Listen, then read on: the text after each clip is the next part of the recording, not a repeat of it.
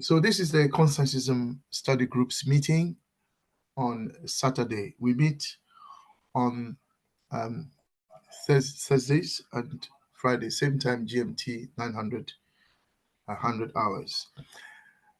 So I'd like to formally welcome you all. I'm Christian Kwame Agbotsa. I'd like to formally welcome you all to this Saturday's discussion.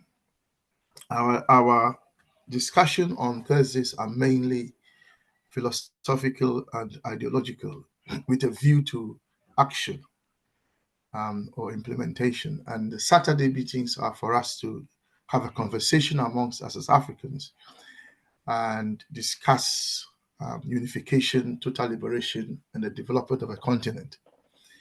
And the Saturday class was motivated by the fact that we felt that ordinary Africans were not discussing the question of and the importance and the priority of African unification. When you go to the marketplaces, to the churches, mosques, to schools, to meetings, you don't often hear ordinary Africans discussing the need for African unity. And yet, that is one of the most important things that is necessary for our transformation as a continent. We cannot achieve strategic security, as Museveni puts it, until we unite the continent. The unification of the continent is not a luxury. It is not something we should want. It is an absolute need. And the liberal and conservative Pan-Africanists pay lip service to Pan-Africanism. But for them, it's either a preoccupation with the past or how to govern Africa now so that they are themselves and their families and their minorities can be well. And they don't really care about the majority of Africans and the fact that the welfare of the African is not up there as a top priority. And yet, for radical Pan-Africanists, we say that the welfare of the ordinary African, all Africans, must be the supreme law on the continent. So unification is a priority. China has a population of about 1.4 billion or thereabouts. Africa has about 1.3 billion or thereabouts. I'm told Africa may even be higher. And yet, China has one central government. Africa, 55, if you include the northern African territories. 55 governments. I mean, I don't think we need rocket science to explain to us that one central government, even in itself is more efficient or can be more efficient potentially than 55 different governments, all pursuing different agenda. And at the end of the day, as we are here, none of them is truly pursuing the welfare of the ordinary people. So we have a situation where a country in Africa is like a small district in China with its own president, army, parliament, and whatnot. Come on. Surely that is a complete waste of resources that we need to develop the life and quality of life of Africans. So on Saturdays, we want to have this conversation, and we are hoping that this conversation can seep into the nooks and crannies of our continent so that ordinary people can begin to talk about it. Wealthy Africans can begin to talk about it because there isn't enough conversation about the need for Africa to unite. So that is the purpose of the Saturday meetings. Today, Brother Pigeon, our own brother who we love very much, has put together some themes that are currently pertinent that we think we should have a conversation about in relation to the African continent. One of them is the ongoing conflict in the Democratic Republic of Congo. The other is the South Africa-Israel case that is or was at the International Court of Justice. And the International Court of Justice, as you know, is an arm of the United Nations. There is also, thirdly, the internal conflicts in Cameroon and Sudan. Fourthly, there is a recent cancellation of the Ghana Convention. and then finally the Kenya-Haiti mission's ongoing efforts. Now, because we are a philosophical and ideological grouping, we are looking at these issues from the two competing or opposing viewpoints of the philosophy of idealism and the philosophy of materialism, because both philosophical viewpoints have a different view or a different perspective on these issues. So that is what we are going to be discussing today. They're all current affairs, and we will go through them. We will all share our views. Hopefully, we can get through all of them. If we don't, we will continue another time. So, welcome to you all, and we hope that you will be part of this most interesting discussion.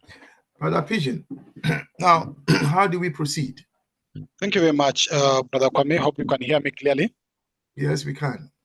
Yeah, I'll be taking around 10 to 15 minutes to give around updates across the continent using the magazine they call The Continent, which highlights what's the current affairs in some few briefly on what's going on across the continent for this week, which then actually is posted today.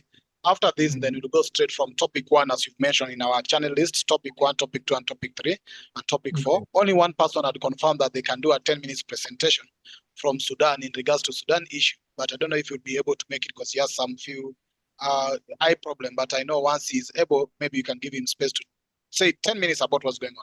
So what we'll be doing in the next phase is that we'll be taking, there are 4 different countries, so we'll be taking a maximum of 20 minutes conversation and discussion per one country. Slow down, brother, slow down. Okay, I'm saying that after this part of myself giving updates using the magazine, The Continent, what's going on in different parts of the continent, we will then go straight to the agenda, the topics you had listed from topic 1 to the 4th topic. One person had indicated that they would like to give a 10 minutes talk on Sudan, them being from Sudan. Before now we react on that, and I'm hoping that he may be able to come and join us before we finish, even though he has expressed some problem in terms of his eye issues. Okay. So after that, we will now, in the second session of those issues on those countries, we'll take at least 20 minutes conversation in each and different countries. So we'll give people to give their view, come in, tell us what you think about what's going on there, but link it, either it is in materialism way or in an idealism way. How do you see it from your perspective? Where do you want to view it from? And what do you learn out of it? So those as you've guided us, you'll help us, or you'll chair the second phase of that conversation, as I'll be doing the updates in this side. Okay, all right, let's proceed then.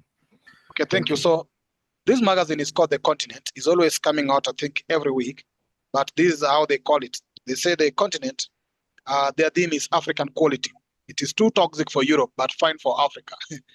That's a very strong sentiment for their magazine. But what they have covered today include inside the continent.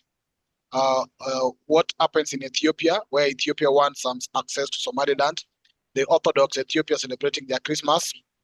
They've also captured the estimation of African expectation in terms of GDP growth and the difficulty of course, accepting the DRC history as it was. And they've also captured the Zimbabwean issue on after the previous election, whether it is now or never. So just brief issues in regards to some of the topics captured here. We'll go straight to in Namibia. For example, they're saying in Namibia, Israel war in Gaza, which has killed over 24,000 people, Palestinian, entered into 100 days this week.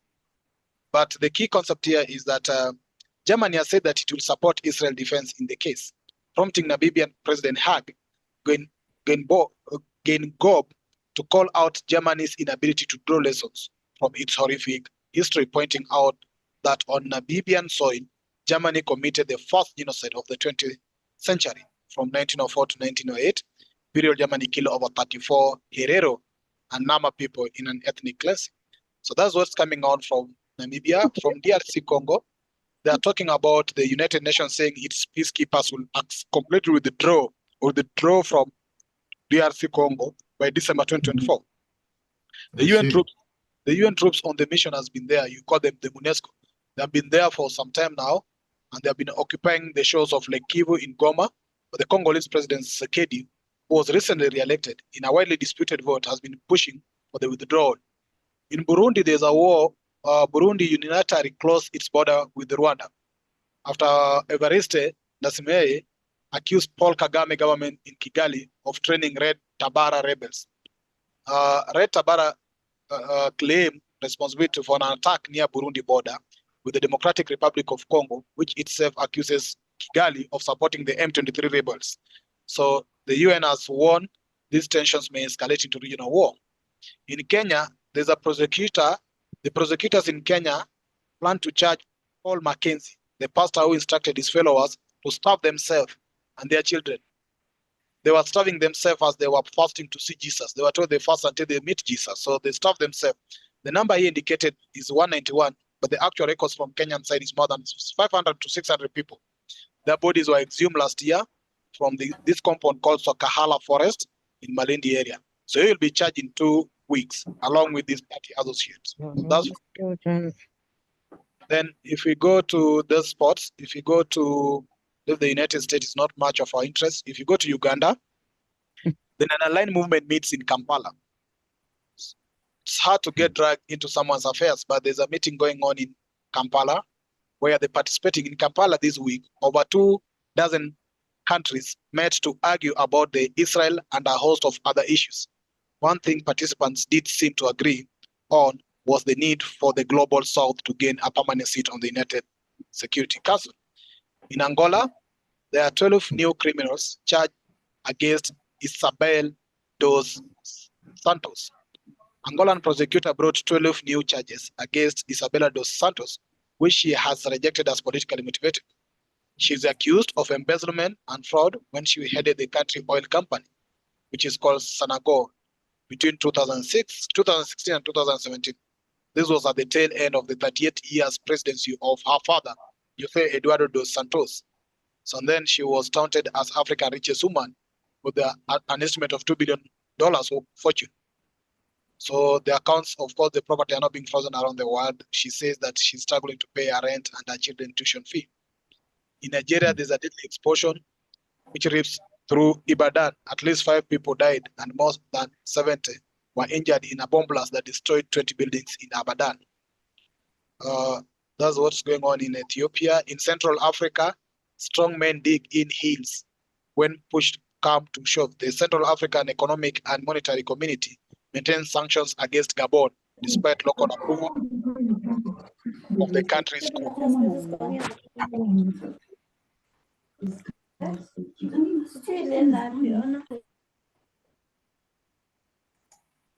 Now, that's what's going on there in Central Africa. The sanction is still being maintained by the Central Africa Economic Monetary Community on the recent coup that took place in Gabon.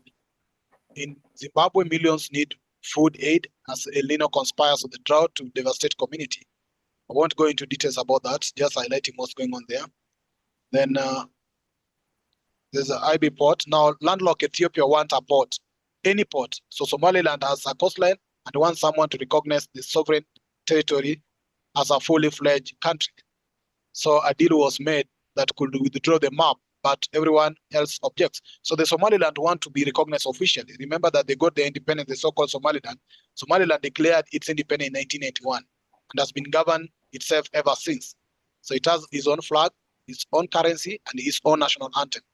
But now they want to be considered as part of a fully fledged country, despite it's being claimed as a federal government of Somalia. So Somalia government want to actually to still hold on to Somaliland. Somaliland want to claim their separation to be recognized as a fully owned country. But on the other side, as I've said, Ethiopia are also trying to look for a port. That's bringing an issue as they want to invade other countries to get their space for their port. Like there was a dramatic deal with the Ethiopian Prime Minister Abiy Ahmed that could withdraw the map, that can redraw the map of Horn of Africa to ensure that Ethiopia has access to the Red Sea or even to their port so that they can have their own port. And this after frustration from Kenya. They've been trying to depend on Kenyan port. Their neighbors, Eritrea, have issues with them. The Somalia people don't want to give them access, so they've been struggling to get their own port. Apart from that, there's, of course, as I've said, the celebration that's going on in terms of course, there's also this story about African quality fuel scandal. European ports are being used as trading hubs for fuel that is too dirty and dangerous to be sold in EU. No prices of guessing where it end up instead. So it seems like there are dirty fuel from Europe that is coming to Africa and being used in Africa. That's also another story that's coming up. There's a story also in regards to, of course, the AFCON is going on. The sports, you know very well, the sports is going on. The AFCON is still going on in the continent as countries are playing. Today, I'm told Burkina Faso almost had a tie with Algeria. I'm not a good fan of football, but that's what I was told was going on today in regards to football.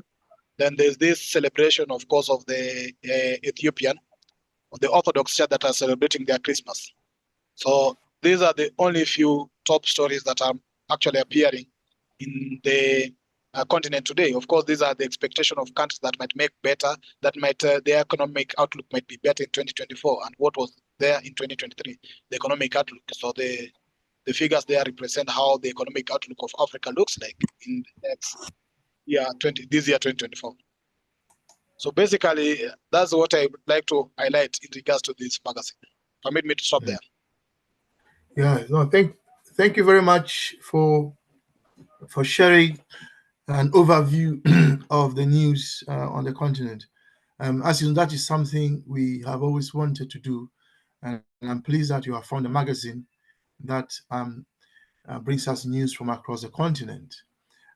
If anyone else knows of any such magazines that we can rely on for an overview of news on the African continent, and indeed, if anyone knows of a magazine or a news a channel that does highlight issues as they relate to the African people, both on the continent and the diaspora, please bring it to our attention. As you know, we, as far as I know, don't have an Al Jazeera of Africa that brings us news about Black people or African people, if you like, wherever they are, whether in Brazil, in the UK, in Australia, in North America, South America, and so on and so forth. So yeah, so we shall be pleased if in Europe, if anybody knows of such a magazine, please bring it to our attention. So thank you very much, Brother Pigeon, for that. We shall, as this is all still part of current affairs, we shall proceed to the discussion. The time is 7:21. And Brother Pigeon, is the Sudan presentation ready? If not, we can go straight to the ongoing The conflict. speaker from Sudan is here. I don't know if he's able to actually speak. Okay, well, if the speaker of Sudan is here, yes, I'm here. I'm here. Yeah, yes, are you? I'm here. Ready? Yeah, that's fine. Are you ready to do your presentation? Yes, I'm ready. Okay. Thank you, Mr. Chair. So thank you. At this point, I'll hand over to Brother Pigeon to chair this part of the current affairs. So thank you. Thank you very much. Comrade Jalal Hashim is, of course, a member of Pan-African Congress in Sudan, and he has been engaged a lot in Sudan issues and also a member, of course, of Global African Congress. And of course, the indicated interest to tell us what's going on in Sudan before now we bring in our contribution and reaction in regards to our philosophical arm. But if he's also able to put that into his presentation, well done. So, Comrade Jalal, I know you have issues with your eyesight, but if you can be able to do some 10 minutes talk about Sudan, kindly feel free to join us. You can proceed. Thank you. Thank you so much, my brothers, sisters. Brother, before you continue, just so you know, here 10 minutes is 10 minutes. Yeah, thank you very much. Yeah. Yes, thank you so much for this opportunity. The situation in the Sudan is very dangerous, and I believe that Pan-Africans all over the world should pay attention to what is going on in the Sudan, because what is going on in the Sudan is not only, it is not an internal issue. No, it looks like an internal issue, but it isn't. What is going on in the Sudan is a war launched by imperialistic powers through proxies, regional proxies, internal and national compradors with the aim of liquidating the institution of the nationhood, the nation statehood, that is the post-colonial state. That is the post-colonial state. And we in Pan-African Congress Sudan hold to this viewpoint that the main obstacle now international imperialism is facing to control Africa is the so-called post-colonial state in its present situation. That what we conceive of as the independent and sovereign state. They can't do with this state anymore. They have to create and reshape it in the same way that they did in Berlin Conference of 1884-85. And when they liquidate any state, the reshaping will be a kind of tiny and small emirates, in the same way like we see in the Mediterranean emirates like Monaco and so many. I know of more than 5 to 6 such emirates in the Mediterranean region, on the European side, and we have here in the Gulf the same small emirates that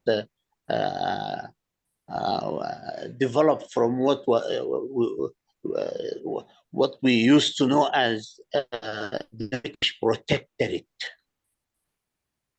Tiny states which cannot defend themselves, they play the dirty role of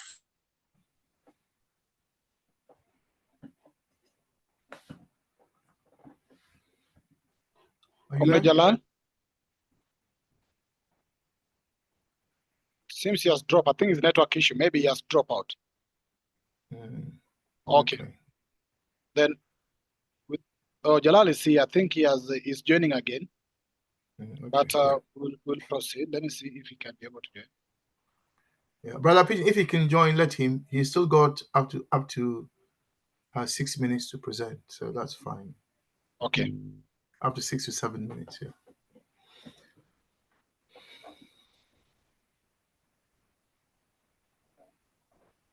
He's probably sorting out his mic. Well, and meanwhile, if there's anybody who would like to speak on either the Cameroon issue, the Congo issue, and the South Africa issue, just indicate on the chat box so that I can be able to move to you. Because there's nobody who had indicated that initially. So just indicate in the chat box if you have something you feel like we give you some few minutes to talk about in South Africa in case, or maybe something in Congo and Cameroon before we give a general view from the class. So just indicate on the chat box so that we can move together. Okay, should I resume? Hello? Yes. Comrade, kindly proceed, but we'd like also to advise that you get us what is the real situation on the ground now, like in the warring parts. What's going on in the warring parts? What's the current human situation in terms of the people, war, devastation, and what are the efforts? So just towards that direction.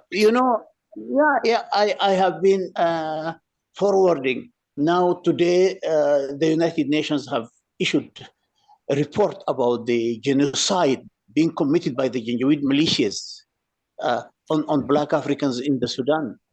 And the same leader, the leader of the Janjaweed militias called him, is being received by the presidents of the region in state visits. And to add insult to hurt, he has been guided, an official guided tour in the Museum of Genocide in Kigali. A genocidaire. He is a genocidaire himself, and he is being received by President of South Africa, by President of Kenya, Ethiopia, Uganda, and you know, this what is going on, and the United Nations is issuing report after report how his militia is committing genocide, and all this is being financed by the United Arab Emirates. For what? Are they doing this for the benefit of Africans? No. They are doing this to liquidate the state. To liquidate the state. And this is the most dangerous thing. And this is where Pan-Africanism is concerned and should be concerned. But I don't, up to this moment, I do thank the Pan-Africans, Big Ben included, who are paying attention to what is going on in the Sudan. It's not only to pay attention. We have to take the lead in this as Pan-Africans worldwide. What is being targeted is Africa. Is Africa as a whole. And once they succeed in doing this in Sudan, they will move to other countries. And one by one, as post-colonial states will be liquidated in Africa. We, as a Pan-African, we don't believe in the post-colonial state. But the post-colonial state is our point of departure for the unity of Africa. You have to start from somewhere. You can't start from nowhere. Our point of departure is this post-colonial state, nation statehood. And this is exactly what is being targeted in the Sudan. And the world is keeping a blind eye on it, turning blind eye. They don't want even to discuss it.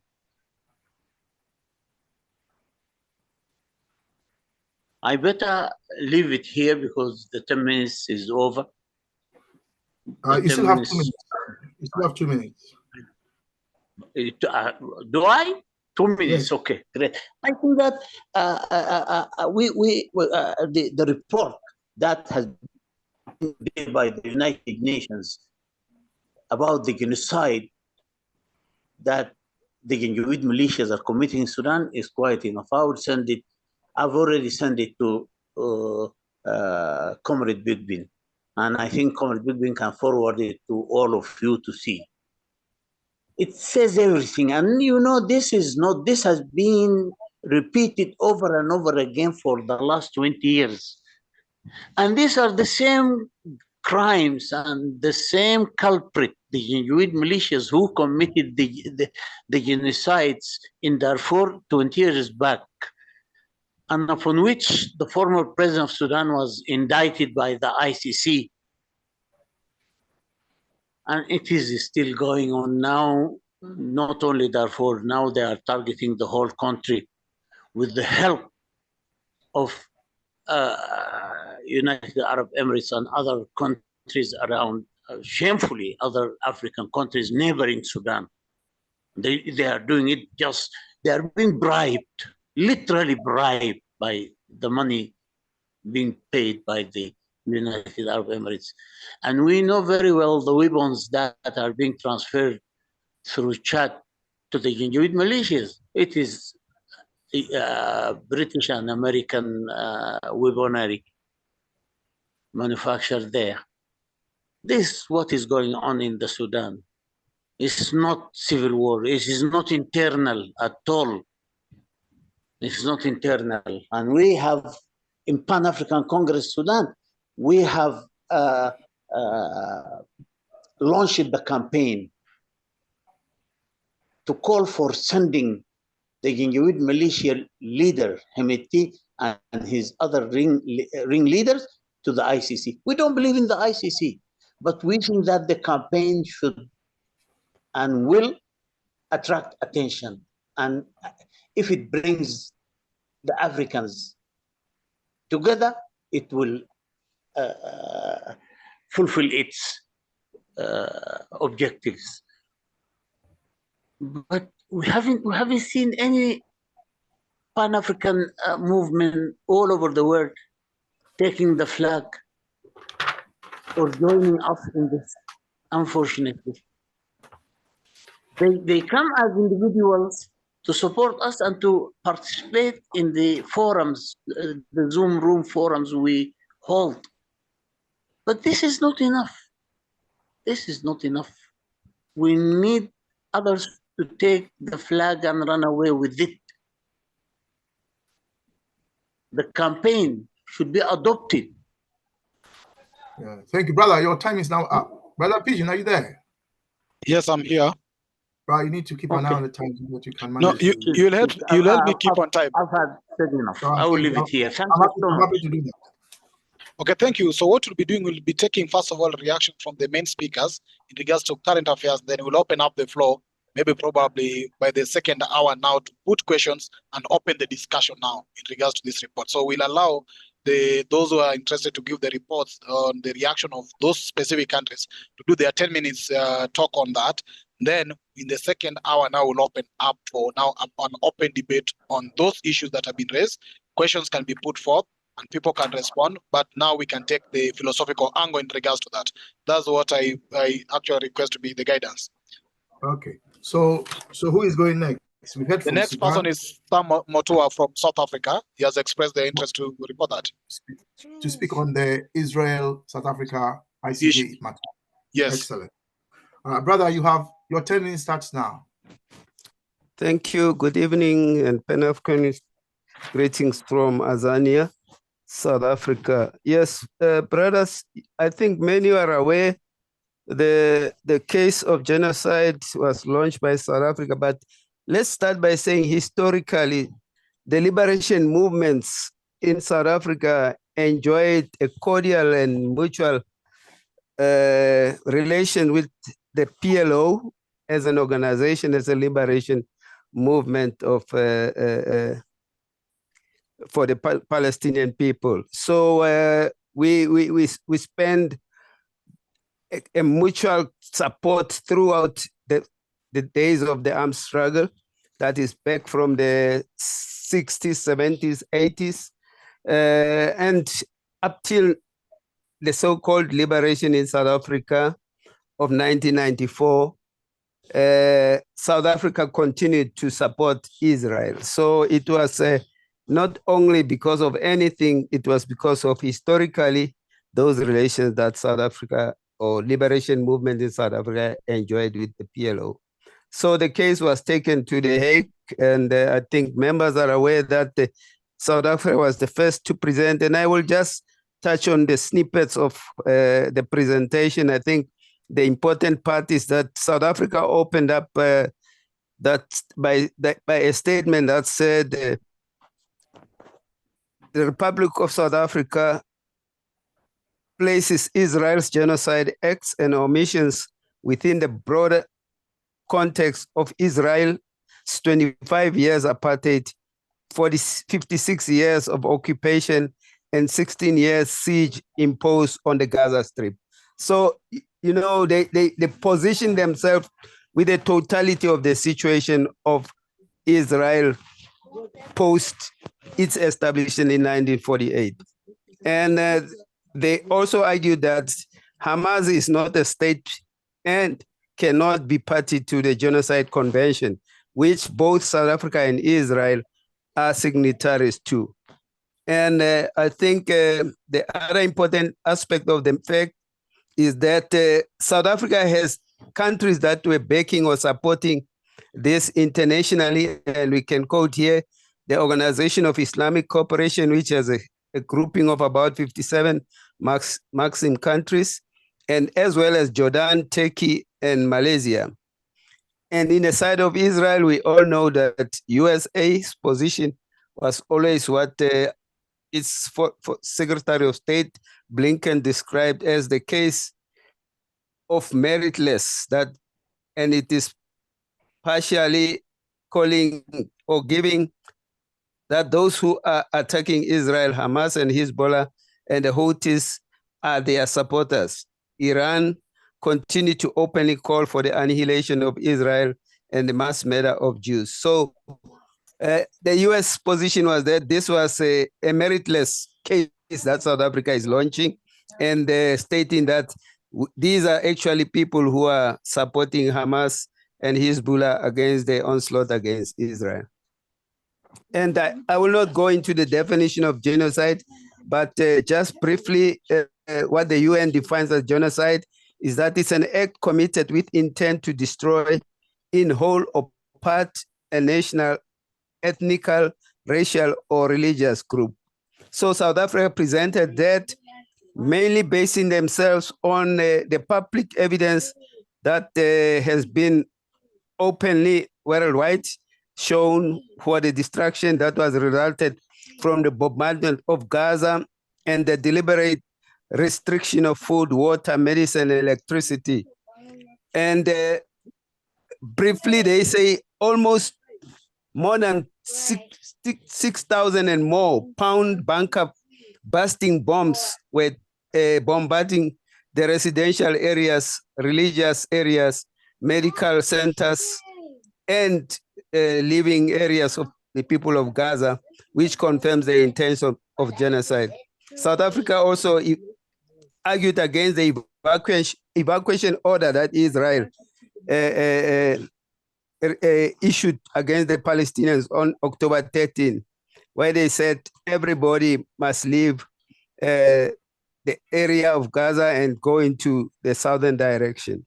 So they said that did not give the Israeli or the Palestinian people enough time to be able to remove themselves in those areas.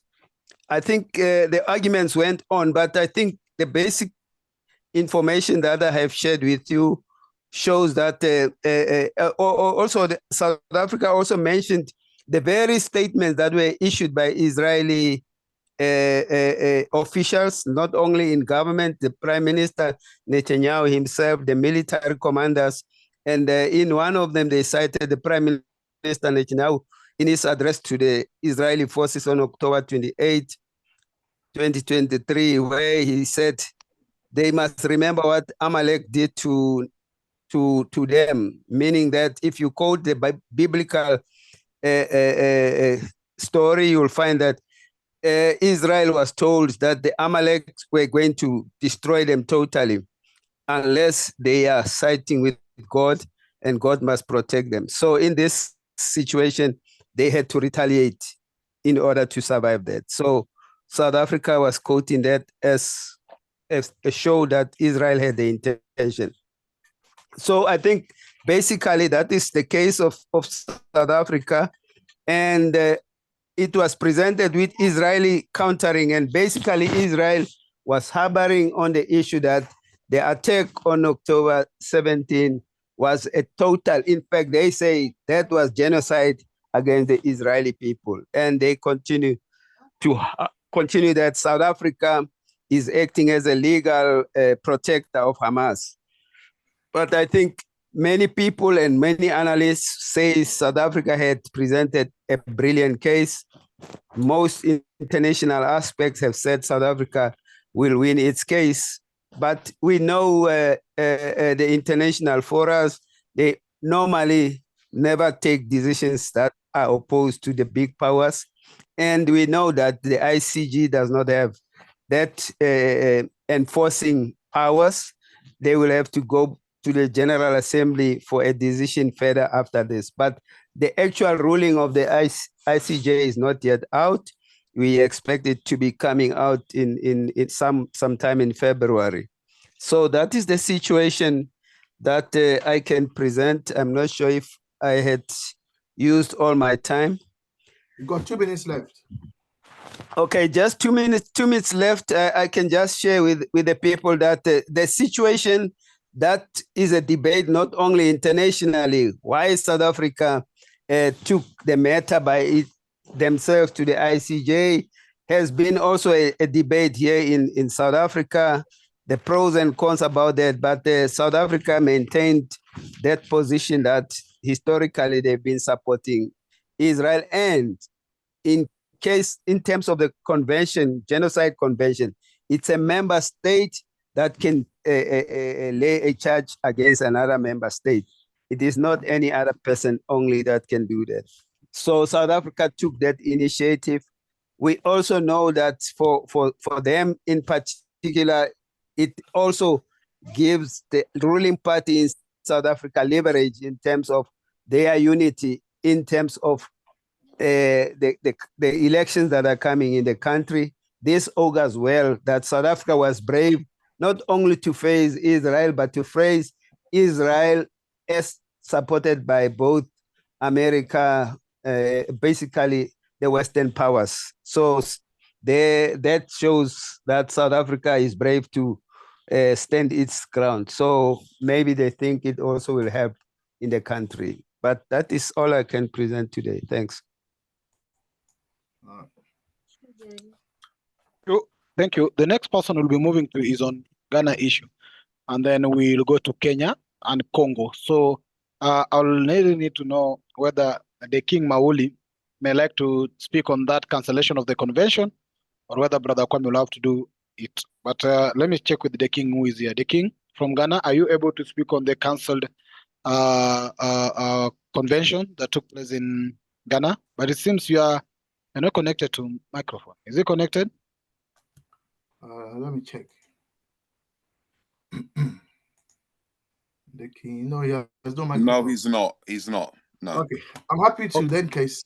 Yeah, Comrade, let let me come in. present on the Ghana Convention. So I've got 10 minutes starting now. Yes. So the argument is that the entire Pan-African family across Africa and the world were flabbergasted that the government of Nana Addo Dankwa Akufo-Addo, that's his full name, by the way, cancelled a convention that happened in Ghana, and which had been paid for, and they cancelled it at the very last minute, knowing very well that the planners will not have put in place other plans to host it in a different location. So a lot of people were upset and very angry with the government of Ghana, and we are told that the security forces who attended to prevent any event from taking place only said orders from above. And so orders from above, meaning that it's coming from the ruling party and therefore the president, as the president is the commander of the Ghana Armed Forces. So the story is that Ghana, in a way, has failed to, what should have been a Pan-African event attended by some of the big names like Dr. Arikana, Professor Lumumba, Peter Obi, and others, failed to take place. And people were asking why would the government do it? And so so people were surprised. I was not in the least surprised. I would have been surprised if the event had carried on. Why? Because I don't know whether people here know that, but the word convention has a long history in Ghana. It goes back to the killing of a chief called Emmanuel Ohimeng, who was a member of the Abuakwa state. Now, to cut a long story short, that state is the state from which the president comes from. When that chief was killed, so his head can accompany the corpse of Sir Nana Ufuri-Atta, who was knighted by the monarch in England. All hell broke loose in the Gold Coast because the British governor had none of it. But the Abuakwa said they had a right to kill their own citizens if they want. the colonial state said, no, you have no such right.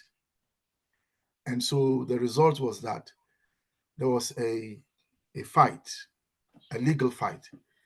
And in the end, the Abuakwa state, the Achims, they are called, decided that colonialism must end. So in order to build a movement, they formed what were called, and this is where the word convention comes in, they formed the United Gold Coast Convention. Now, in short, called the UGCC. The UGCC could not, I'll not make it as brief as possible, they require more time. But anyway, the UGCC could not find an organizer to organize the country, the Gold Coast. So the head of a gentleman called Kwame Nkrumah, and they heard that he was a very dynamic organizer, and he was then living in London. So they sent for him. And the leader of the UGCC himself introduced Nkrumah to the people of the Gold Coast. Anyway, to cut a long story short, the UGCC was later on liquidated because its members joined Nkrumah, and guess what? They formed a party called the Convention People's Party. The word convention. Now, if you fast forward, in 1966, Nkrumah's CPP, then it was called CPP, Convention People's Party, was overthrown with the help of the same forces, and it was banned for since 1966. It was only unbanned, I believe, in the 1990s, thereabouts, when the government of Rawlings decided through its security couple to unban it. And I know you all know the story of how the CIA worked with forces within the military and the police of Ghana to illegally and illegitimately overthrow the government of Osajifo, Dr. Kwame Nkrumah. Now, fast forward, we have a young man, as I understand, who wants to join the political arena. And of all names, he had to go for a name that is both loathed and feared by the political tradition that is in office at the moment. The political tradition in office in Ghana is very conservative. And they are conservative forces. They opposed and hated Nkrumah from the very beginning for all kinds of reasons, called Nkrumah all kinds of reasons, and so on and so forth. So the last thing they want is a rally, a political rally, where the Black Star Square, where Nkrumah, proclaimed the independence of Ghana, saying that the independence of Ghana was meaningless unless it was linked up with the total liberation of Africa. And these guys decided that is where they want to go and host the event. And they go to the neo-colonial state of Ghana, run by the enemies of the convention, in order to host the event. And they are surprised it didn't happen. So this is the background. I just want everyone to know that it was inevitable to be cancelled because it was a political rally and it was going to be supported by big names. Can you imagine how the the ruling party feels? So that is why it would never have been allowed to take place. And some of us weren't aware. If we were aware, we would have advised them to have a plan B. But we were not aware that this was going to happen. So now that we weren't aware that they were going to plan such a big event at the Black Star Square. So that is the background of why it was cancelled. If people want to really know why it was cancelled, of course, it was a political decision. But we in Consensusism study group class know that it's more than politics. It is also philosophical and it is also ideological. That tradition is not interested in unification of Africa. They never have been. Before they formed the UGCC, their leader was openly supporting South Africa, said that South Africa was free, even though South Africa was under apartheid. Before apartheid, South Africa came to be under apartheid. He claimed that South Africa was a free country. Even though in South Africa, Africans were being oppressed by the minority white settlers. The UGCC and its leader, now the NPP in Ghana, said that it was fine. South Africa was free, and so on and so forth.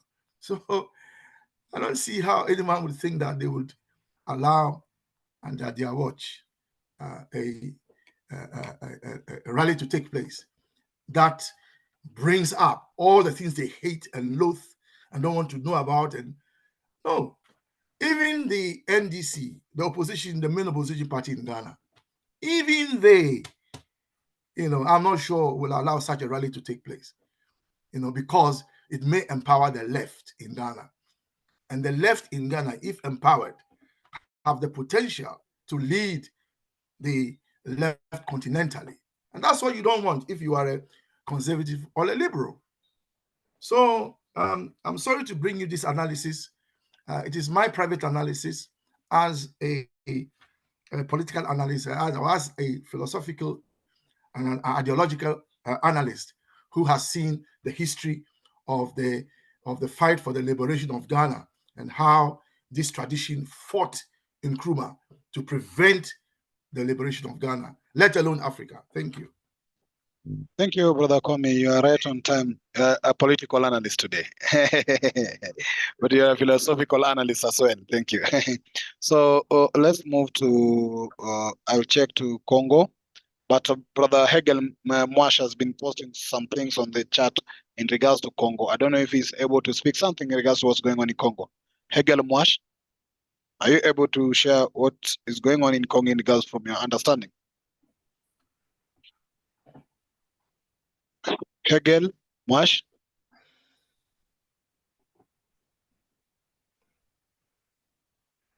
Okay.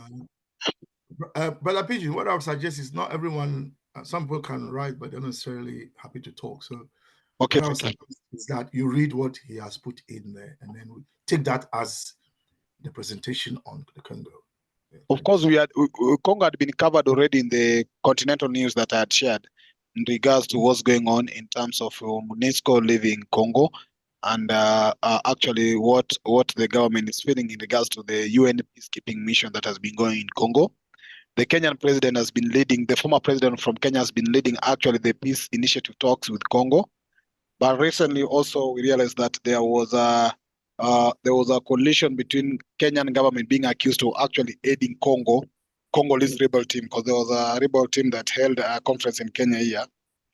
And the government of Congo immediately recalled the ambassador from Kenya in the name of actually going and thinking that, or claiming that Kenya was actually helping the rebel group to be actually against, or to aid the rebel group to be promoting war in Congo. Rwanda and Uganda is also accused in the same war. So DRC, which is Congo, has actually experienced a spike in violence in the later month of course, 2023, as the country anticipates the election that was there by then. But what happens is that the reports are amounting to civilians' death in Eastern Congo. The number of people who have been actually displaced is up to 6.9 million people. And this is a war that started a long time ago.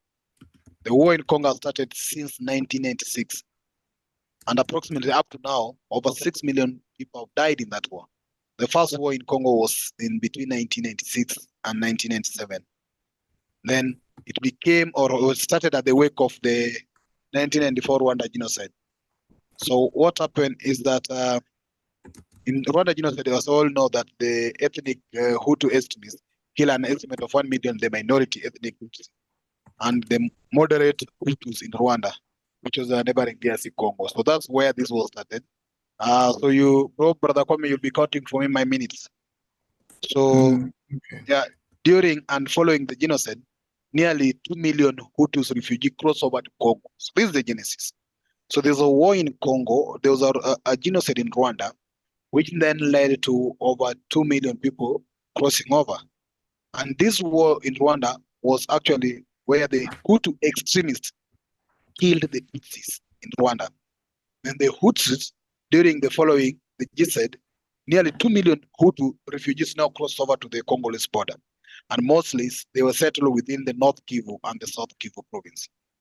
A small subset of those Rwandese who entered DRC were the Hutu extremists who began organizing militias within the Congo, and majority of them have been claimed to the current M23. Now, pressure intensified as Tutsi militias organized against the Hutu groups, and the foreign power began taking sides. Now when they came in. So following the Rwandan Patriotic Front (RPF) victory against the genocidal Rwandan government, the new Tutsi-led government began its involvement in DRC. By then, it was known as Republic of Zaire. Then Rwandan troops under the leadership of President Kagame and Congo-based Tutsi militia within Rwandan backing launched an invasion on Zaire, which was ruled at that time by the director Mobutu Sese Seko. Now, Kigali justified both efforts by arguing that Hutu group in eastern DRC was still a threat to their Tutsi population, that the Mobutu regime was harboring Hutu extremists who had fled across the border. Now, Rwanda waged the first Congo War against Zaire with the help of other African states. Mostly it was Uganda, but also Angola and Burundi were involved. Now, as the war continued, the Rwandan coalition invasion was coordinated with the help of Zaire's then opposition leader, who was Laurent Kabila. Thousands died. Some casualties were met, and then methods of warfare were brutal, especially those employed by the Rwanda soldiers and the Tutsi groups. The Kabila-Kagame coalition won the first Congo War in 1987 when Mobutu fled Kinshasa. Then Kabila was installed as the president of Zaire and changed the country name back to Democratic Republic of Congo. Now, in 1998, the Second War was coming in following the deterioration of relationship between Kigali and Kinshasa. In an attempt to diminish the impression that Rwanda held undue influence over the Congolese government, Kabila denied claims that Rwanda had been responsible for winning the war and placing him in power. Now, Kabila also began removing ethnic Tutsis from his government and took measures to weaken Rwandan military presence in the eastern DRC. By late 1990s, it was becoming clear to the world that targeted campaigns against Hutu population during the first Congo War, mostly led by Kagame army, amounted to war crimes, a growing internal consciousness that reflected poorly on the fledgling Kabila regime. So this has been going on over a period of time. Then we realized that amid the chaos, of course, Laurent Kabila was assassinated in 2001 coup attempt planned by his own aides and guards. Those involved in prison, those who were involved were in prison, and Kabila's son Joseph Kabila took power. The Second Congo War was formally brought to close under the Junior Kabila in 2002. And while the estimates were vary greatly, the death toll of the Second War and the associated humanitarian disasters may have reached over 3 million people by 2004. Then as this continue, of course, despite this, between 2002 and 2003, Rwanda, Uganda, and DRC began implementing a peace agreement authorized by transition government in Kinshasa led by the Kabila. Despite this agreement, the establishment of Truth and Reconciliation Commission and the presence of renewed UN peacekeeping forces, unrest and clashes persisted in eastern DRC. Joseph Kabila was formally inaugurated following a long-awaited popular election in 2006. One of the most prominent rebel groups to emerge in the early 2000s, also known as the March 23 movement. That is now the M23, known as March 23 movement, are made up of primarily of ethnic Tutsis. Between 2012 and 2013, the M23 became unifiable forces in eastern DRC and Kinshasa, accusing Kigali of backing the group. 2013, the UN Security Council authorized Area Offensive Brigade under the mandate of the UN Organizational Stabilization Mission in the DRC Congo, so-called UNESCO, is the UN Organization Stabilization Mission to support the Congolese army in its fight against M23. The UNESCO has been there for a long time now, and M23 called off its initial campaigns in 2013, but this continues.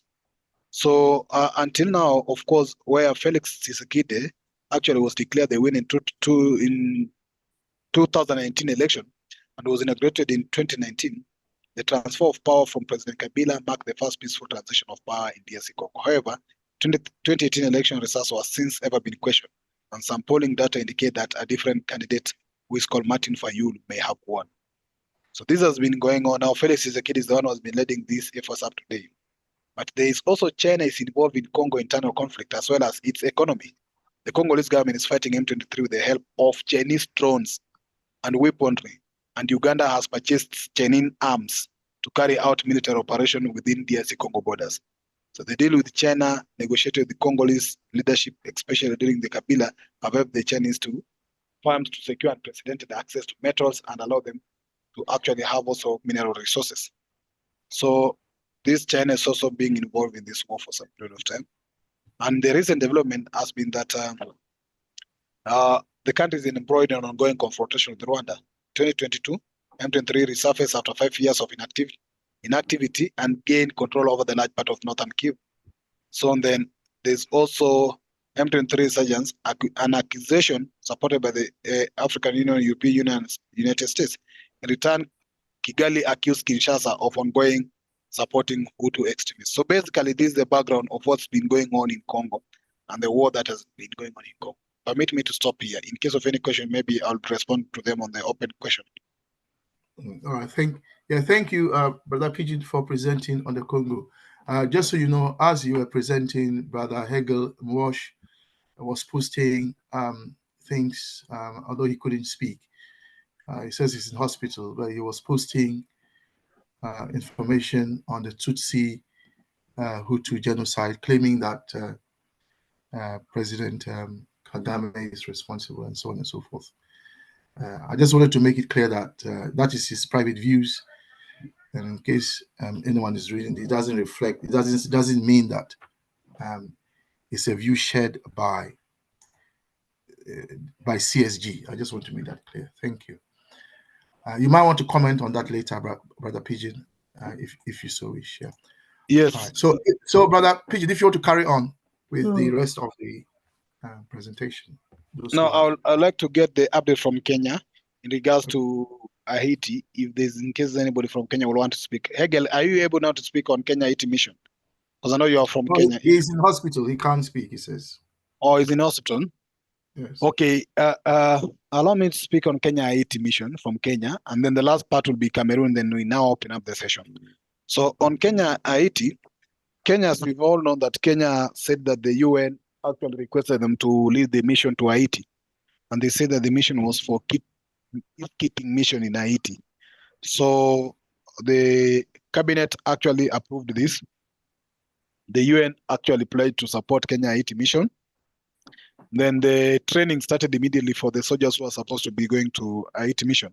It was supposed to be this year, January, even though there was a friend of mine who was a fellow presidential candidate who moved to court to challenge the decision of Kenya sending soldiers to Haiti. And the argument that was presented before the court was that the government is not allowed constitutionally to send a police force for peacekeeping issues in any other country. And therefore, the debate came up on the constitutionality of the government sending actually police to go out and do international peacekeeping mission. So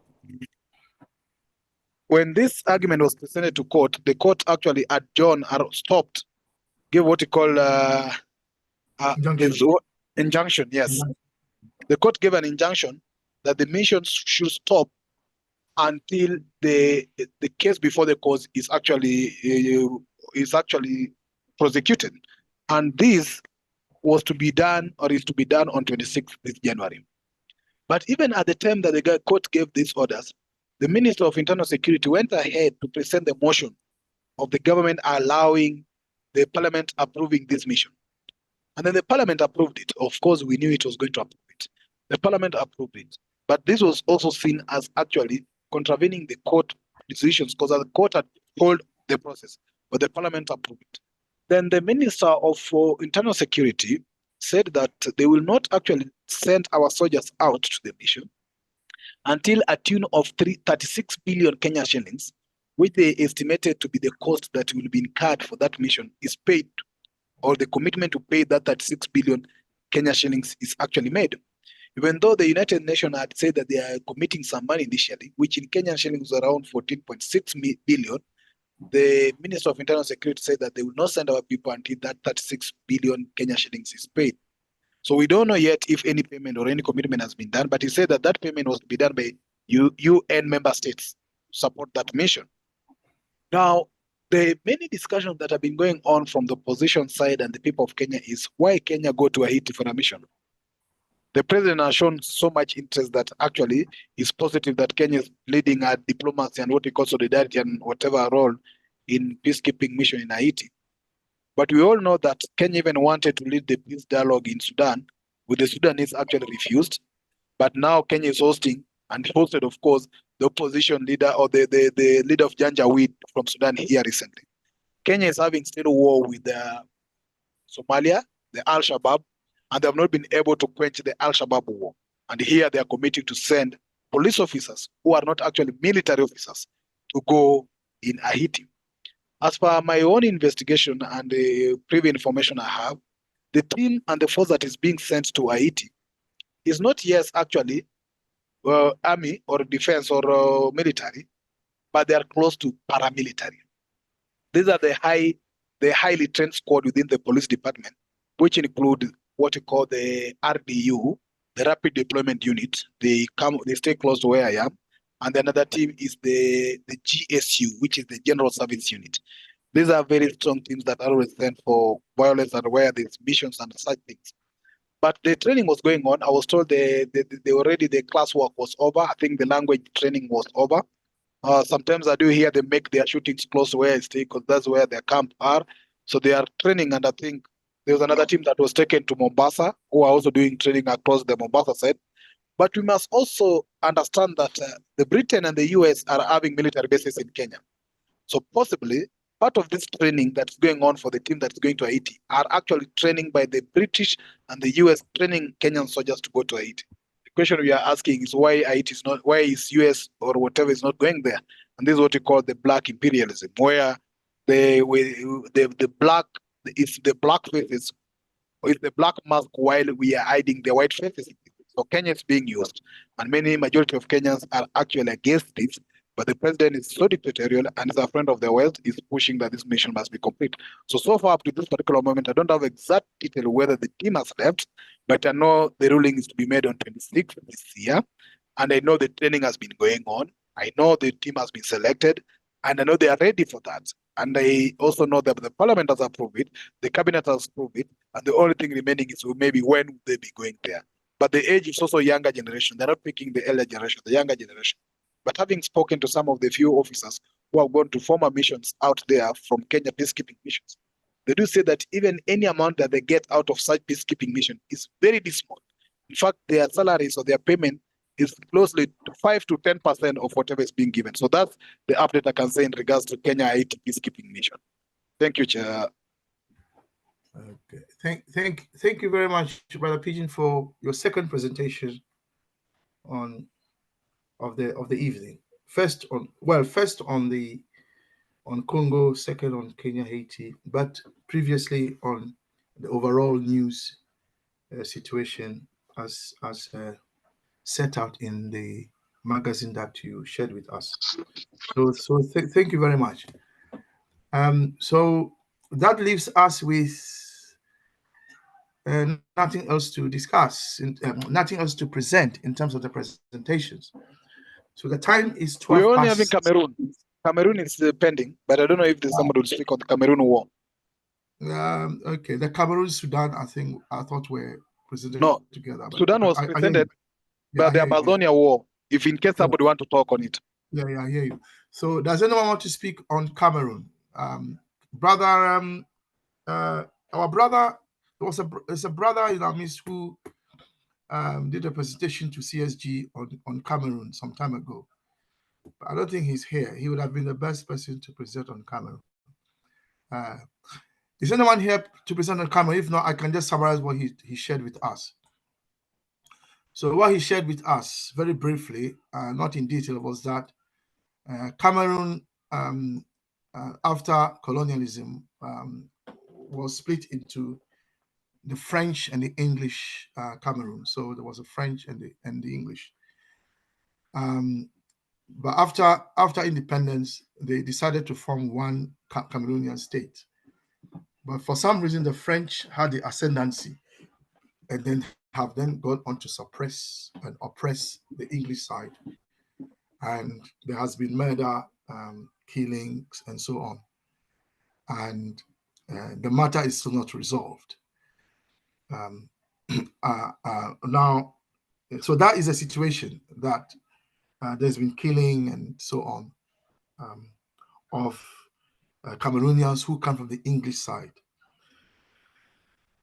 So that is the Cameroonian issue in a nutshell.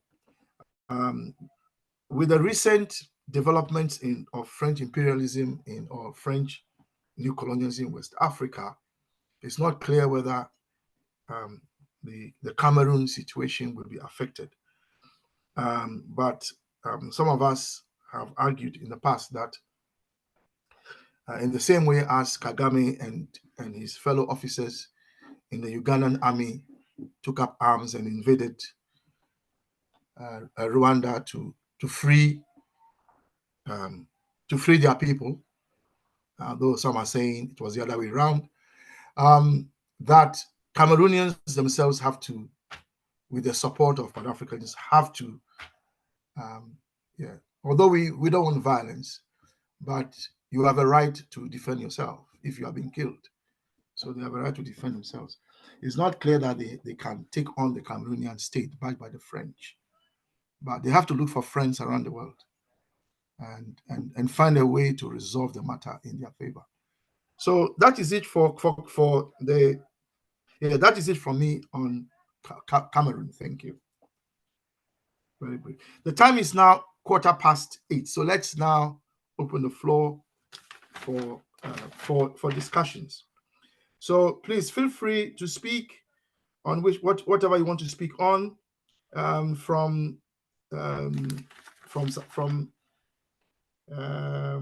Sudan, South Africa, and the ICJ, and Israel, the Ghana Conventions, cancellation, the Congo, Kenya, Haiti, and the Cameroon. Brother, Please, can we only presenting, speak? keep your eyes on the unification, total liberation, and the development of Africa. And as you know, we are not interested in the continued persistent resistance of the new colonial states. So we want a united Africa. We want one central government. And so keep your eyes as you make your presentation. Please, can you listen? I am running and then we open the floor. Thank you. So once so that keep your eye on the unification, the total liberation development of Africa, which is our destination as you make your presentation on these issues. Thank you very much. The first hand up was Lieutenant. Mr. J. The second hand up was Myra, and the third was Sister Ida, and then Brother Joseph. So I'll take you in that order first, and then we'll hear from others. So, brother, quick, Mr. very quickly PJ, before. Mr. PJ, yes, can you speak now? Thank you. Thank you. I just wanted to ask quickly: can we only bring news on those particular headlines or topics that you mentioned? Well, those are our topics for discussion today. But if you feel there's something pertinent, you also want to share in furtherance of our broader agenda, which is Africa's unification, liberation, development. Feel free to do so. Okay, very quickly, I just wanted to bring a couple of issues I've noticed. Firstly, there was an attempted coup in is it in Niger? Where is Traore? Traore, Burkina Faso. In Burkina Faso, there's an attempted coup there a couple of days ago. And also, the other bit of information that I have is regarding crimes. I should have really written this down. The other bit of information is regarding Kenya. That's right. And Ruto, in his wisdom, is applying for $1 billion US, $1 billion loan US from the IMF. So if people were not aware of this, this is something that needs to be looked in. And if anybody here could shed further light on that, then that was all I wanted to contribute at this stage. Okay, and you do want to say anything about the current affairs we've been listening to? Yeah, what's going on in Congo has been going on, as Pigbin said, it's been going on for an awful long time. We're talking decades, back into the mid-80s. And I personally do believe that Rwanda and also Uganda are supporting the West, have been tasked to take care of the Eastern DRC as they border with, as those countries border with them. So I believe definitely that Museveni and also Kagame are involved in what is happening in Congo. I do not think that they are of any assistance or help to the Congo. They are actually a part of the problem. And anyone that, in my opinion, I don't really care which country you're from or the color of your skin. Yeah, if you are a threat to Pan-Africanism or Africa, then you are a part of the problem. So I just wanted to really talk about that on the issues we've got there at the moment, and I have it on fairly good authority that these two presidents or their countries are involved in what is going on in the Eastern DRC. So that's me for now. Yeah, brother DJ BCP, there are all kinds of positions on this. I mean, there are some who believe that President Clinton was ultimately the brains behind the shooting down of the president's plane that led to the genocide in Rwanda. Correct. There are documents that prove it.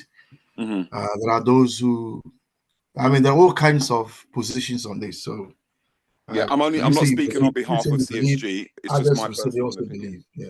Others they also believe. I just want to make it clear that our platform CSG is basically just hosting a discussion. Nobody should infer that any private views expressed here are the views of CSG in any way. Thank you. Let's go to Sister Myra. Thank you, Brother Kwame. My question is actually for you, Brother Kwame, because you presented on the convention that was cancelled. You mean the Ghana matter? Yeah, the Ghana matter. So I was just wanted to hear if you have wanted to hear your opinions on this character called Nana Kwame Bediako. I think it's also called Cheddar. He has run a very... Yeah, sorry. Go on, I'm listening. He has run a very slick campaign called New Force, and he had all these billboards that were quite mysterious at first with his African masks. And everyone was wondering what he's about. So I'm wondering if you have any views on him. Is he a Western puppet? Is he for Pan-Africanism? What is he about? Sister Mara, I haven't looked too deeply into his political motivations and his real agenda and even who he is. But I know that he comes from the same ethnic group as the ruling party, the Akan group. And that's what I know because from his name, if I'm right. There are Bediakos who are also from the eastern part, but I might be wrong, but I think he's from the Akan group because they also have Bediako.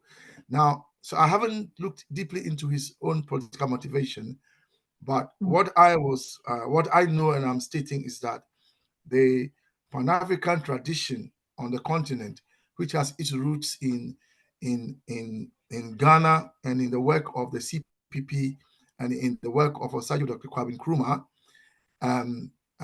that in that tradition, the word convention, as seen by the opposition, from when it was first formed up until now is very hostile.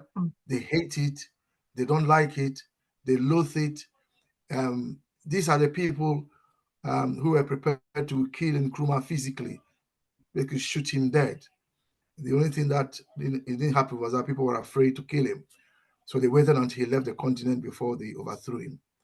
So, so to then politically start an organization and call it convention, and which, by the way, is what people who believe in the Nkrumah tradition, when they start things, they like to use the word convention. So the Convention People's Party is dead, effectively. Well, it's not dead, but it's dead politically.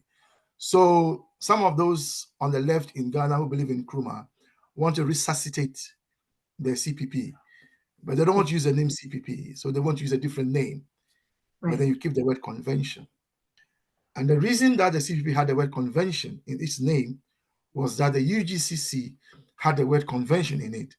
So in order that people will relate to the Nkrumah's party, the advice was that you keep the word convention in the name.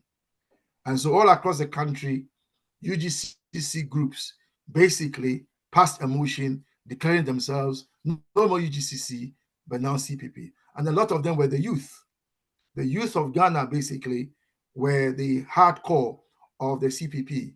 And it is they who fought for the independence of Ghana. It was the youth, mainly.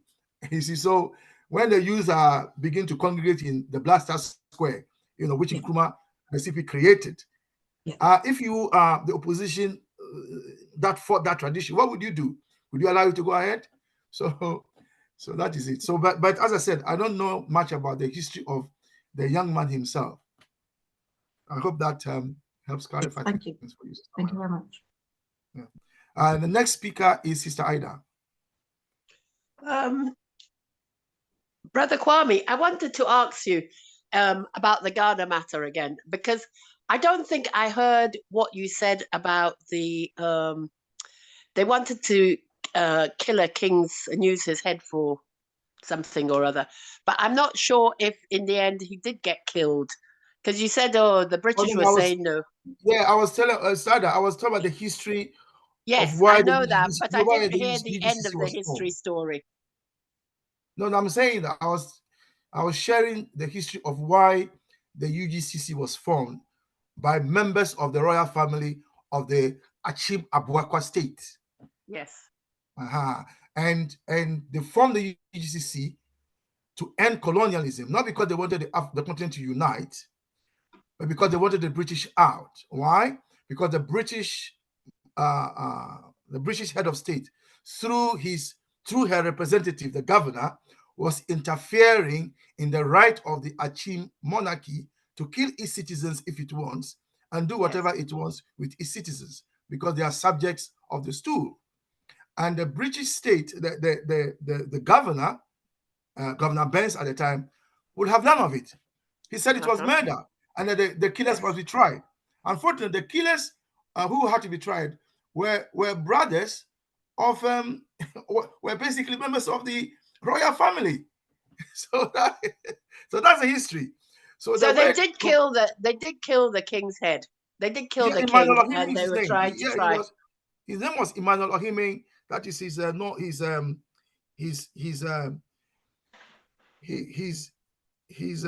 yeah. So you have your stool name, and then you have your normal name. Okay. His stool name is the Chief of Apejwa or something like that. Okay. I wasn't sure if he had actually been killed or not, because that's why I was trying to work out. It was called the Kibi Murders. There's a book that was written by the police inspector who led the investigation on the behalf of the colonial state. And he wrote a book called The Kibi Murders. Thank you. Okay, thank you very much. Thank you. It's good to understand. This is why I'm saying that to then host a gathering, a Pan-African gathering in Blaster Square, call it with the word convention in it, invoking Pan-Africanism, invoking everything that the current tradition hates. For me, it's just lack of, I'm sorry to use the word, lack of political maturity. Thank you. I hope that clarifies it. So the next speaker is Joseph. Yes, Brother Kobe and others present here. First of all, good conversation, good, helping to stimulate our thinking and our broader understanding of what is needed. So let me go direct to two of the issues. One has to do with Ghana, the cancellation. Two questions related to that. Maybe one question and a comment, but in terms of the name, the big name, you mentioned big names there. Do you think that the presence of Julius Malema might have been one of the major concerns there because of the impact that Malema is having on the world? And in addition to the fact that his party, EFF, the Economic Freedom Fighters, was able to get that initiate or be the sort of sponsor of that move that South Africa made initially in the parliament. That is, you think that might have been, he might be one of the persons that they felt most threatened about. And then I heard some people, and I believe it comes from people in America, African Americans. Brother Joseph, can I comment on that before you move on to the next one? So yeah. So you are right. The EFF, as you know, sensed a concrete vacuum in South African politics because the ANC had moved to the right. Brother Sam is here. He can correct me if I'm wrong. And they created the EFF to fill that vacuum. And politically, they've been successful. Now, there is such a vacuum also in Ghana. The Ghanaian left, the left in Ghana is basically empty. The forces that are there have not been able to organize or mobilize to fill that gap, let alone invading the Parliament of Ghana and having parliamentarians as the EFF has done. Now, why would the ruling party just sit down and fold its arms and allow a rally to go ahead, knowing full well that it might rejuvenate the Ghanaian left, which is hated by the imperialists, the CIA, MI6, the British and the Americans who are in Ghana? As you know, they have a military base in Ghana. You think they're going to sit down and let such an event happen and awaken the African giant, the left? So I think you are right that could be a reason. I mean, that could be the reason, and it could be one of the reasons. I didn't see Brother Malema at the press conference. I only saw Dr. Rikana, Peter Obi, and Professor Lumumba. So it's possible that the EFF was invited and he didn't turn up. It's also possible that, as you know, when people are organizing events, they put big names on it, not necessarily because they will come, but because it will attract people to come. So it's possible Malema wasn't going to come, but they put him there anyway to attract, maximum participation. But like you said, that is one of the reasons. Why would the ruling government want Julius Malema in Ghana? But can I comment on this? Your second the point. other question related to that one is to do, and I think some African American, Pan-African American may be responsible for promoting that trend or that stand. There's a rumor that one of the reasons why it was stopped is because the financiers of this rally or so is some Belgian woman. Have you heard anything about that? I don't really buy that. I only read briefly that she wanted to be like the publicists for him because he couldn't get an African woman who was brave enough to lead his if you like, to front his public pronouncements. But then I understand she wasn't allowed to enter the country. But that is not new. Ghanaian politicians, including Nkrumah himself, have a habit of meeting people at the airport and then just getting them on the next aircraft to leave the country. So that's not new. Yeah.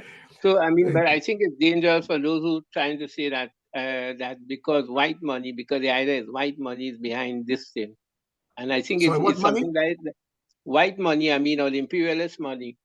So I think that is dangerous because I especially honestly don't know much about our brother Bediako, and I don't know much about him to conclude that imperialists are funding his campaign. Why would the enemy fund a campaign that they hate? I mean, the Pan-African agenda is something they hate. Why would they want to fund? Why would they want to fund Dr. Arikana, Professor Lumumba to come and speak at an event? Why would they want to do that? So I'm saying that is very that promotion is dangerous because I don't think it's true. But I think it's been peddled by some disaffected Pan-Africanists from US. That's Okay, possible. I understand that one of them said was disappointed that he wasn't invited because he thinks he's a big boy in America. Yeah. Anyway, but the other question relates to South Africa, the other issue. First of all, I want to say that we should all applaud the move made by South Africa, whether we like, in spite of the current government in there, through the ANC, but at least I'm very thankful to Malema and so on who was able to force the government to take that move. That South Africa have done something proud to all of us who have some feeling of affinity to the nation South Africa, and to me it's done for everyone.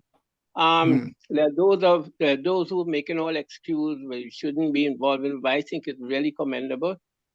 The thing about it is that though, I think there's some misleading information out because in some way you get the impression, contrary to what I said early on, or what Brother Pickton said early on, that the case is yet to be decided, but you get the video saying that South Africa have won. And even I think I see Democracy Now! Said something. So what is the state of the case at the moment? Maybe Brother Sam could talk about it. Sorry, what was the question? In terms of South Africa, I said that first of all, we should all feel proud. And the last question you asked, I didn't hear that. But the question is, I'm almost forgetting it. I'm forgetting it now. Okay, all right, no problem. But thank you. So, go on. Yeah, but it have to do with the question is what's the state of the case? Because in some quarters the video saying that South Africa won the case. I mean, the state of what? What's the state of what? The case. I think some. Yeah, thank you. I think Sam has commented on that. So he's the next speaker, so he can speak to that. What I would add to what you have said is that there are those commentators who have said that in doing what South Africa did, South Africa has shown the leadership of the global South on moral issues. The West is bankrupt, as we know, when it comes to morality. Capitalism, as you know, knows no moral law, as you know, yeah. Nkrumah always told us this. So capitalism knows no moral law. They don't obey any law. The only law they obey is the law of their organized interest. And if they have to kill, steal, they will do it. So there are those who have said that South Africa knew what it did, has basically increased the reputation, the image of the global South. I mean, if you ask me, I think it's very disgraceful that America, which claims to be democratic, lead democracy, and so on, it's just disgraceful that they are supporting genocide and so on. But anyway, if the case is decided, which some commentators say will be decided in favor of South Africa, then those who support Israel can be taken to court in their various countries and put behind bars. And I know for a fact that in England here, there are groups that are ready to take the Brown Prime Minister to court if the ruling is that South Africa has genocidal intention. They will take Rishi to court. Be in no doubt that that will happen. And because if the ruling comes, it means that the government of the UK cannot now openly support Israel. If it does, the Prime Minister is in danger he himself becomes a prosecutable person. Sam.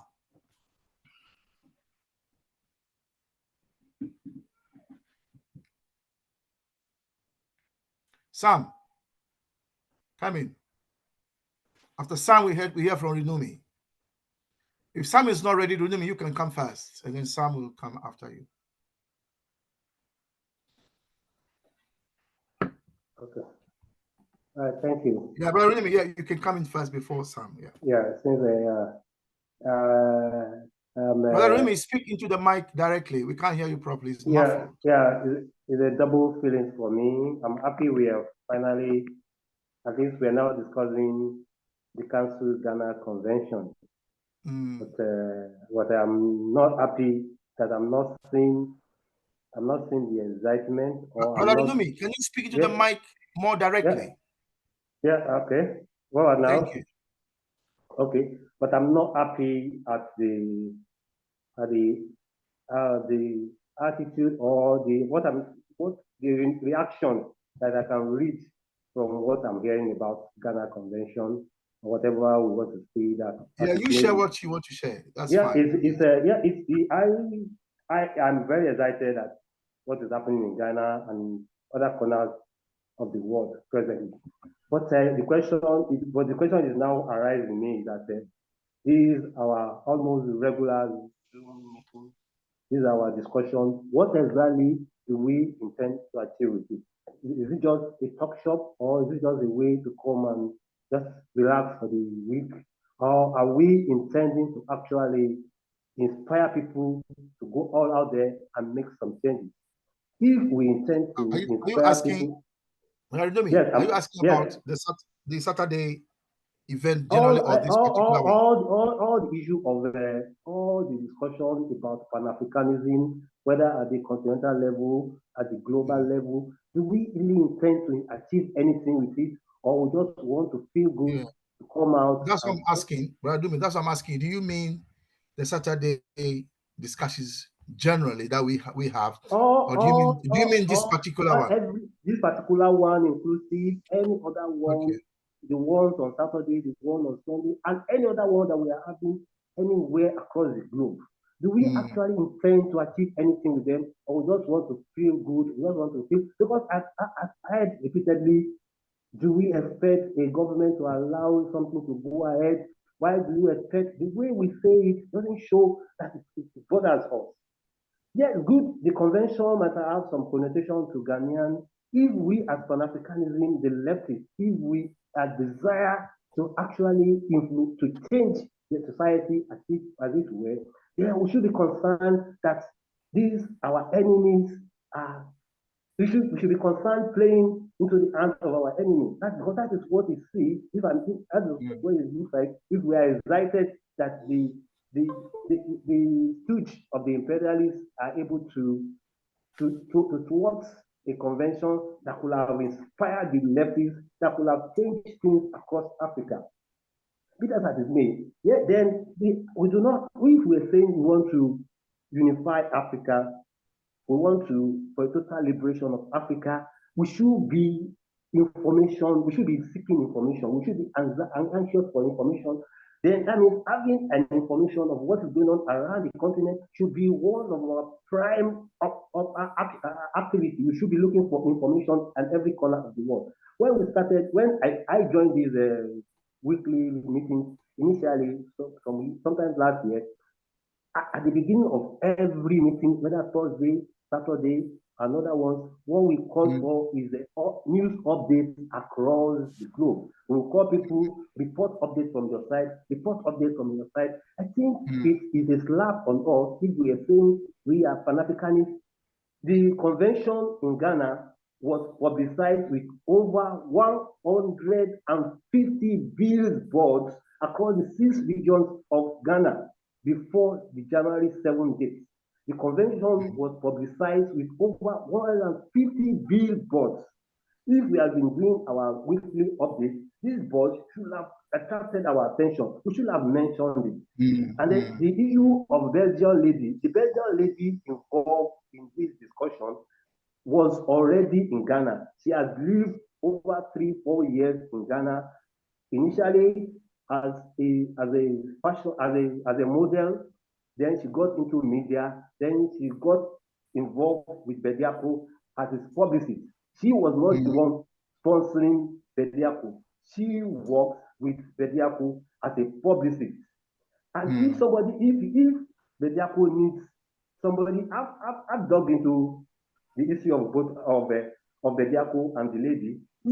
But if for me today, if I need a publicist and that lady presents herself, or I come across a CV, I will hire her, because apart from having this, because she will do what I want to do. I'm not, it's not about having a black person to be my publicist if she cannot do the politics very well. If you can't convince, it doesn't have the charisma to do the work of a publicist. It doesn't have the command of language or the flexibility or the emotional intelligence to respond to questions. I've watched both the lady and Bediako on television interview. I've seen the depth of their intelligence, how they respond to even tricky television interviews. The chair, you know how tricky Ghanaian journalists could be with their questions, and these two of them, they are able to manage these questions. Yes, Bediako might not be so deep in politics now because it's just coming in, but he's quite an intelligent guy. So he's quite an intelligent guy. He knows what he's doing. For him to have even put those four together in a convention is a pass mark for him, because he knows what he's doing. So I've made those perfect selection.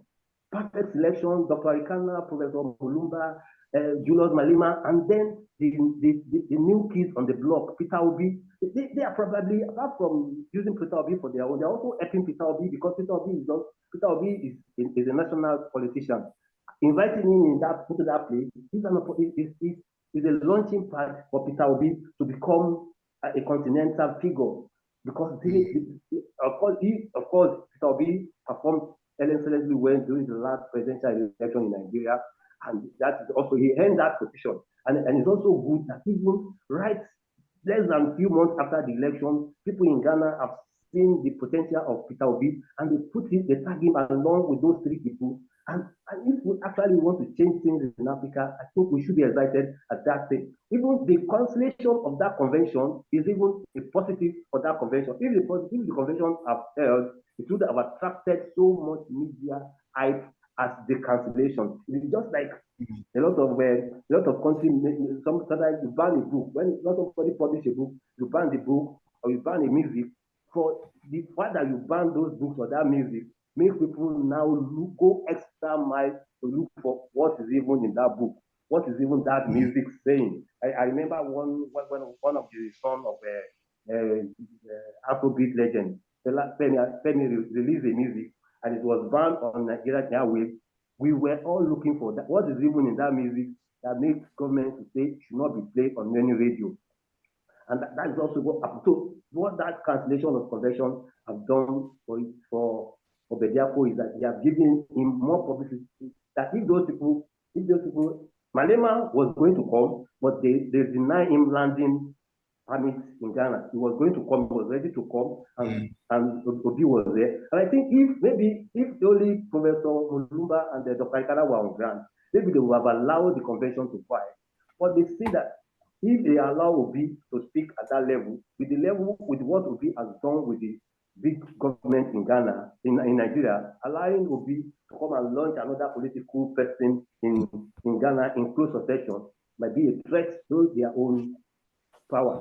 That's their own interest. That's why they quickly stop, because they've arrested the Belgian lady, in fact, about early December, and they got her deported to Belgium mid-December.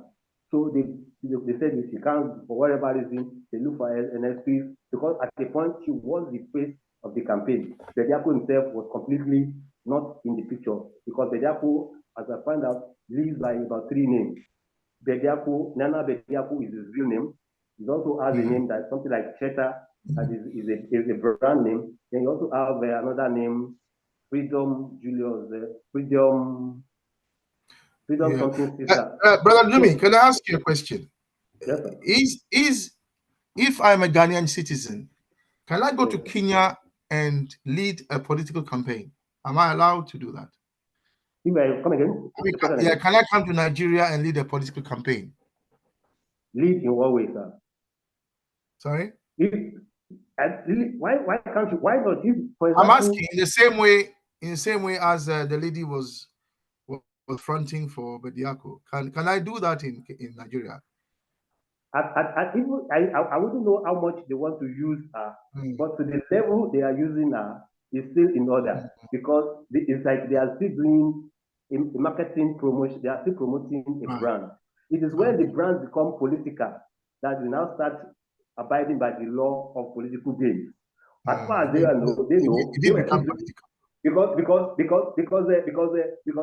because Buhari in 2014 was promoted by an American company, which we in the media we know the American company was the one branding Buhari. That's why the Buhari campaign was so massive, and some people didn't see that they are brainwashed. They were whitewashing a dirty thing for them. But we saw that, but because of the power of an American lobbyist, the same company that promoted Obama promoted Buhari here in Nigeria. We saw it. We in the media, we would attend the called press conferences. We saw what they are giving to us, that Nigerian publicists couldn't have prepared this brief, because this is actually a job very well, better done than what the Nigerian. So at that point, and eventually we did not, if that's what they are doing was still in the line of marketing communication, they have done a perfect job. They have not broken any rule.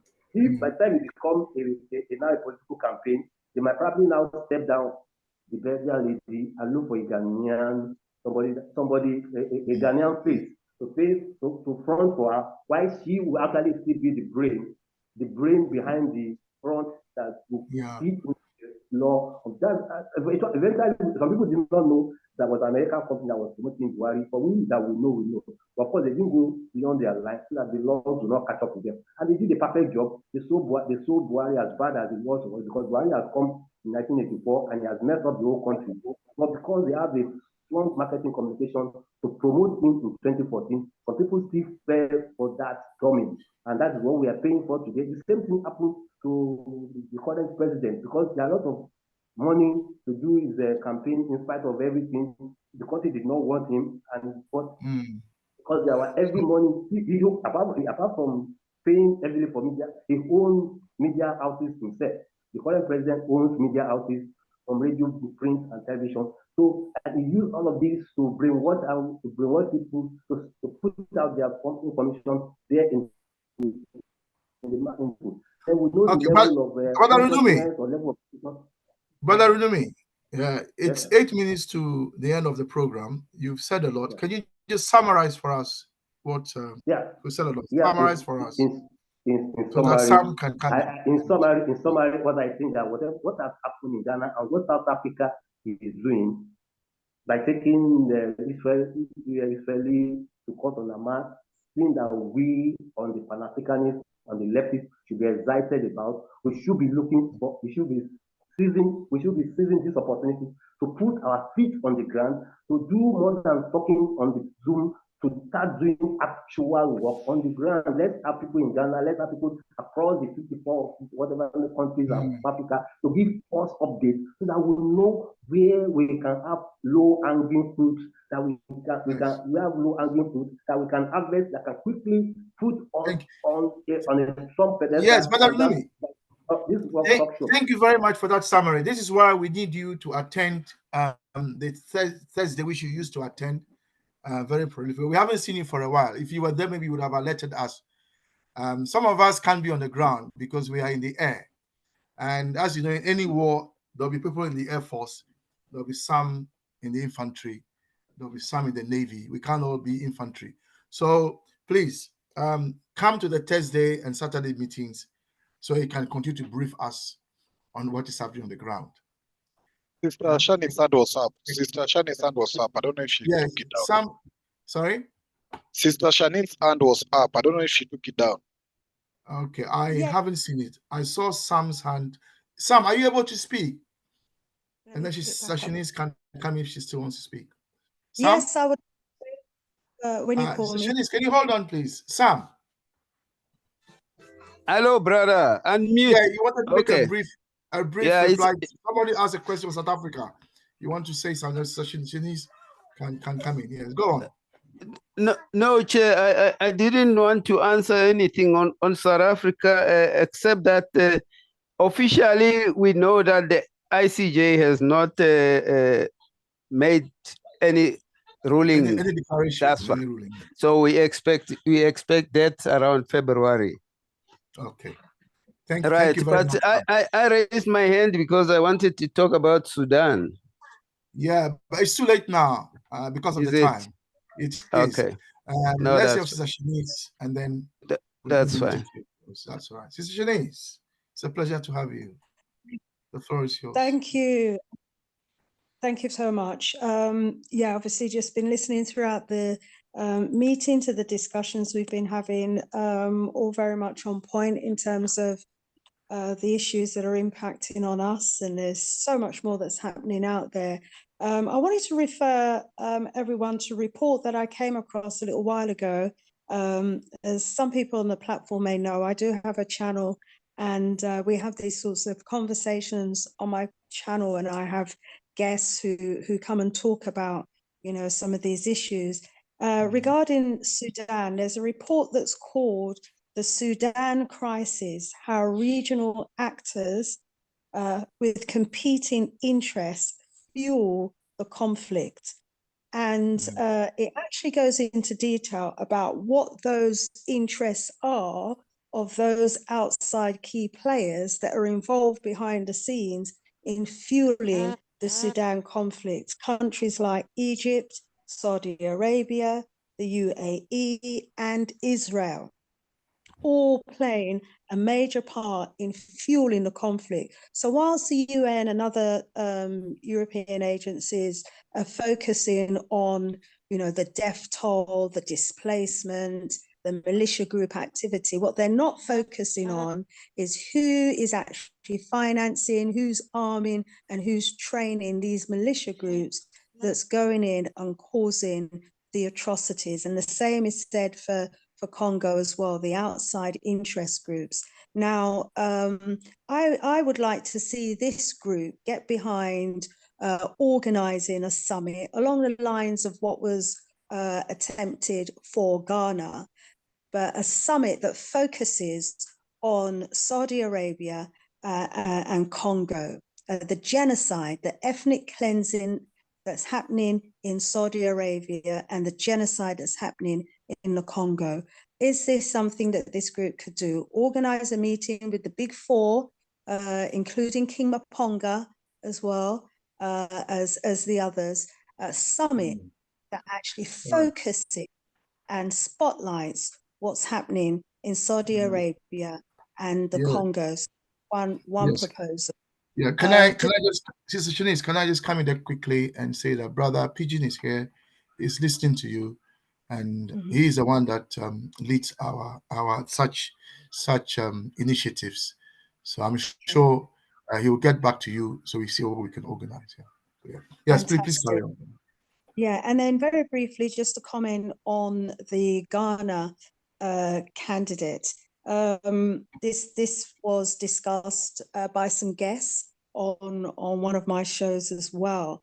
And what a brother, Pan-African brother from Ghana actually informed us is that when the application was made for this event to happen, it wasn't actually disclosed that it was a political rally and that it was the launch of his political party.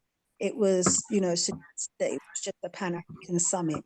And I think what was being suggested is when the government found out that it was actually the launch of a political party, you know, obviously that's why they pulled the plug on it, because they weren't properly informed about what the event was all about until quite late in the day.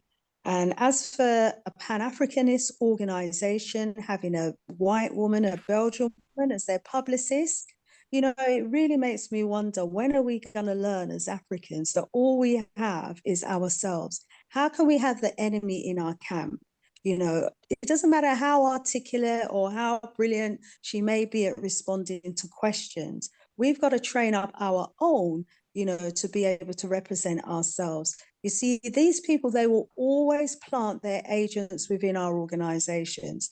And, you know, we've got to realize that, you know, they will use their own people against us to find out where the divisions are, where the fractions are, you know, what they can use to fuel discontentment within our ranks. And this is what they do all over Africa, you know, and we fight among each other and not realize that we're doing the bidding of our enemy. This is part of the genocide that's been happening against us. What's happening in Sudan, the Congo, Cameroon, and everywhere else is part of an ongoing genocide and ethnic cleansing that's been happening to us as Africans for the last 600 years. We were the original people of Europe, the original people of America, the original people of Canada, the original people of China, the original people of India. We were the original people of the globe.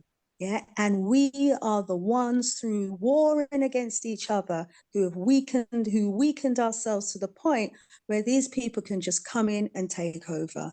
You know, Africa is the only piece of real estate now that we've got left that we can call our own. And we've got the Arabs pushing in from the north, and we've got the whites pushing up from the south, and we're all still fighting among ourselves, not realizing who the real enemy is. And so it's about time we wake up. And I think the idea of having a summit, you know, and organizing something like that on that scale would be absolutely brilliant. Thank you so much for listening. Yeah, thank you, Sister Shanice. We are awake, Sister Shanice. It's just that we don't have the power. We don't have the political power to implement what we want, but we'll get there.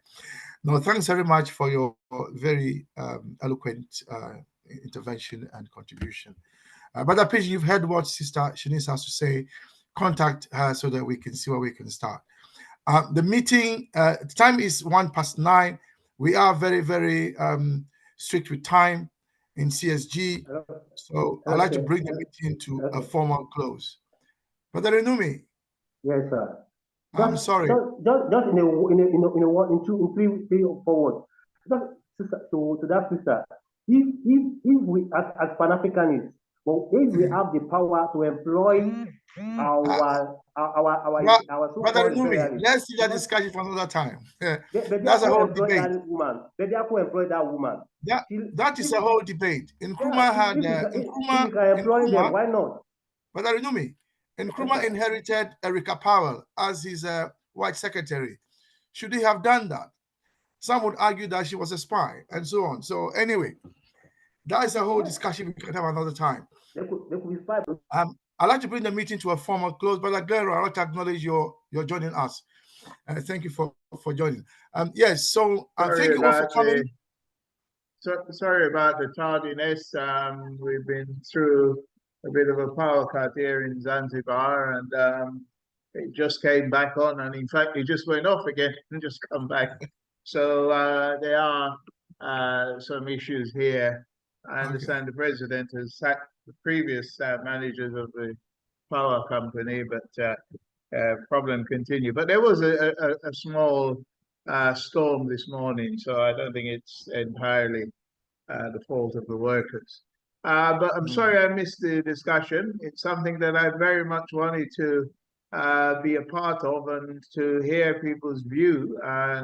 Thank you, Sister Shanice. I just heard what you were just saying, but in general, I wish I had been here. Hopefully, it is being recorded and perhaps I can listen to it at another time. It is, yes, thank you, it has been recorded indeed.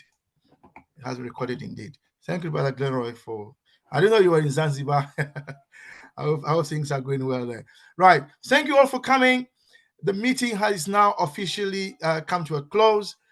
We wish you a nice weekend, and we hope to see you next week, Thursday, for our ideological and philosophical meeting. Actually, let me hand over to Brother Pigeon to make the final comments and then close the meeting. Thank you.